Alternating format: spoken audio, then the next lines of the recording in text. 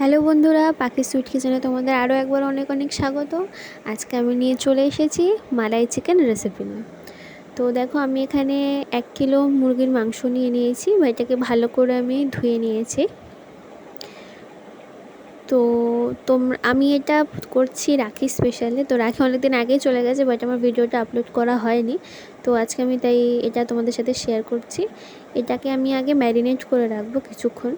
তো তার জন্য যা যা লাগবে সেগুলো হচ্ছে, পেঁয়াজটাকে দেখো আমি ভালো করে কুচি করে নিয়েছি। তো পেঁয়াজ কুচি লাগছে,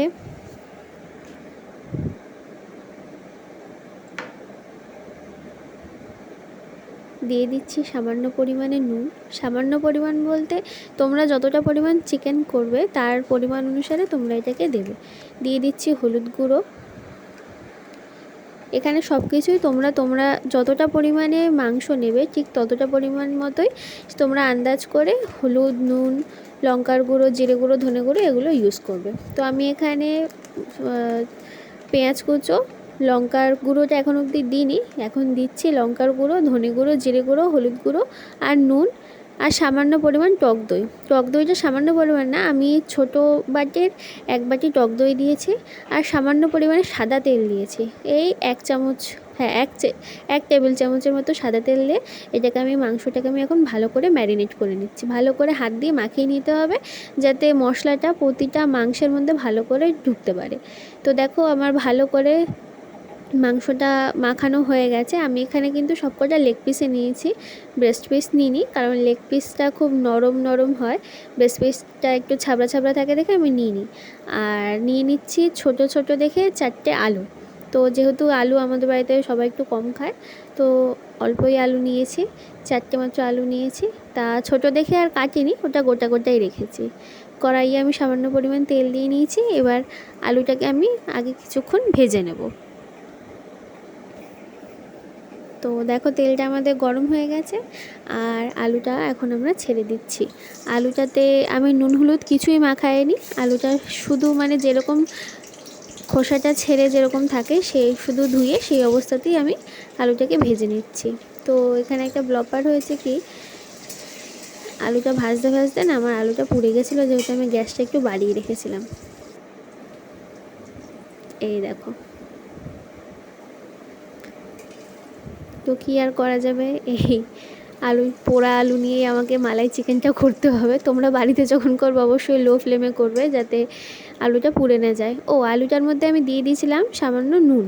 তো দেখো, আমি ওই সমপরিমাণ তেলেই, মানে যে পরিমাণ তেলটা ওখানে ছিল আলু ভাজার পর, সেই তেলেই আমি দিয়ে দিচ্ছি পেঁয়াজের পেস্ট। এটা মিক্সিতে পেস্ট করে নিয়েছি পেঁয়াজটা। তো বড় বড় 2টো পেঁয়াজ নিয়েছি আমি এখানে। পেঁয়াজটাকে এবার ভালো করে কষিয়ে নিচ্ছি। এবারে দিয়ে দিচ্ছি আদা রসুনের পেস্ট। আমি প্যাকেট পেস্টটাই ব্যবহার করছি, বাড়িতে আমি করিনি, যেহেতু অনেক সময় লাগবে, আমার সময়টা খুব কম ছিল। তো আমি এখানে প্যাকেটের আদা রসুনের পেস্টটাই নিয়ে নিয়েছি। এবার এটাকে ভালো করে ভাজা ভাজা হওয়ার জন্য রেখে দিচ্ছি। এবারে আমি দিয়ে দিচ্ছি সামান্য পরিমাণে টমেটো সস। যেহেতু আমার ঘরে টমেটো ছিল না, তো আমি টমেটো সসটা ইউজ করছি। আর দেখবে, টমেটো থাকলেও টমেটো সসটা দিলে না আলাদা একটা ফ্লেভার আসে। আমি একদিন এরপরে তোমাদের টমেটো সস কী করে বাড়িতে বানাতে হয় তার একটা রেসিপি অবশ্যই শেয়ার করব। তো দেখো, আমার এখান থেকে তেলটা বেরিয়ে গেছে মশলাটা থেকে। আমি এখানে দিয়ে দিচ্ছি এবারে আস্তে আস্তে সব জিনিসপত্র। দিয়ে দিচ্ছি নুন। এই জিনিসপত্র দেওয়ার সময় অবশ্যই খেয়াল রাখতে হবে যে আমাদের আগে যে মাংসটা ম্যারিনেশনে ছিল, সেই চিকেনটাতেও কিন্তু আমরা নুন দিয়ে ম্যারিনেট করেছি। তো এখানে পরিমাণগুলো দেওয়ার সময় অবশ্যই দেখে দেখে দিতে হবে। আর এখানে আমি দিয়ে দিচ্ছি কাশ্মীরি রেড চিলি পাউডার, যেটাতে ঝাল হয় না, শুধুমাত্র রঙটাই হয়। দিয়ে দিচ্ছি জিরে গুঁড়ো, ধনে গুঁড়ো, আর অল্প পরিমাণে হলুদ গুঁড়ো। এবারে এই সব কটা মশলাকে ভালো করে কষাতে হবে, যাতে মশলার যে কাঁচা গন্ধটা থাকে সেটা যেন না থাকে। আমি এটা তোমাদের সবসময় বলে থাকি যে মশলা যতটা কষাবে, মানে যতটা সময় ধরে কষাবে, রান্নার টেস্ট কিন্তু ততটাই ভালো হবে। তো দেখো, মিক্সির বাটিটাতে আমি জল নিয়ে নিয়েছি, যেখানে আদা পেস্টটা ছিল। তো ওই জলটাতে আমি অল্প অল্প করে দিয়ে মশলাটাকে কষাতে থাকবো। তোমরা অবশ্যই দেখতে পাচ্ছ যে আমার মশলাটা থেকে কিন্তু অল্প অল্প রঙটা চেঞ্জ হচ্ছে, মানে আস্তে আস্তে তেলটা আমার বেরিয়ে আসছে। মশলাটা যত ভালোভাবে কষবে না, রান্নার টেস্ট ততই ভালো হবে। তো দেখো আমার মশলাটা কিন্তু কষানো হয়ে গেছে। এবার আমি আস্তে আস্তে আলুগুলোকে দিয়ে দিচ্ছি। এবার আলুটাকে ভালো করে নাড়াচাড়া করে নেব মশলাটার সাথে। ভালো করে নাড়াচাড়া হয়ে যাওয়ার পরে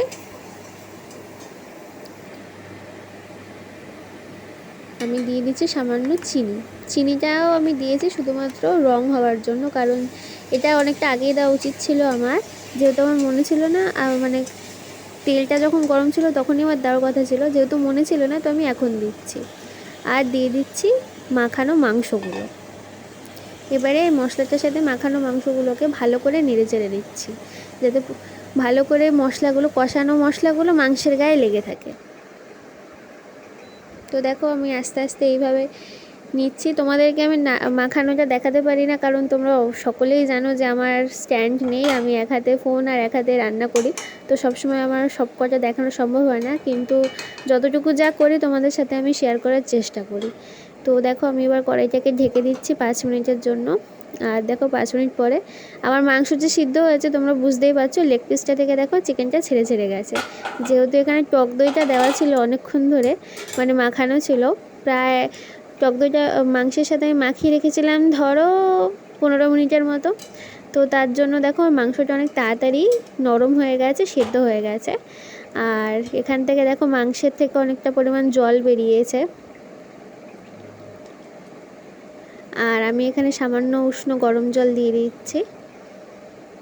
এবারে ওইটাকে আমি ফোটানোর জন্য রেখে দিচ্ছি। এবার এটা ফুটে গেলেই আমার রান্না প্রায় কমপ্লিট হয়ে যাবে। তো দেখতে পাচ্ছ রঙটা খুব ভালো এসছে। এটা যত ফুটলে না, মানে যত ফুটবে ততই ঝোলটা, মাংসের যে ঝোলটা থাকবে সেটা একদম ঘন হয়ে থাকবে, পুরো মালাইয়ের মতো থাকবে। তো আমি এখানে জল দেওয়ার পরে কিছুটা ঢেকে দিলাম। এবার ঢাকনাটা আমি আস্তে করে খুলবো। তো দেখো রঙটা কি ভালো হবে, লাল হবে পুরো। দেখো ঝোলটা যে ফুটছে বোঝা যাচ্ছে। দেখো ওপরে তেলটাও ভাসছে, ঝোলটাও ফুটছে, দেখতে একটা অসাধারণ কম্বিনেশন হয়েছে।